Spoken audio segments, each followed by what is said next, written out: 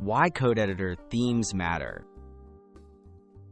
The colors and layout of your code editor have a big impact on your comfort and productivity. A theme that suits your eyes can reduce strain, minimize distractions, and help you spot errors faster. Customizing your theme isn't just about style. It's a practical step toward better focus and a smoother coding experience. Choosing the right theme. Start by exploring the default themes in your code editor. Most offer options like dark, light, or high contrast. Pick a theme that feels comfortable for your eyes in your typical work environment. If you're not sure, try a few different options and notice how they affect your reading and focus over time. Installing new themes. Most popular editors like VS Code, Sublime Text, and Atom support theme extensions or plugins.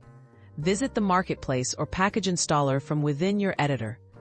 Search for themes, browse ratings and previews, and install with a simple click. Don't be afraid to experiment. Switching themes is easy and reversible.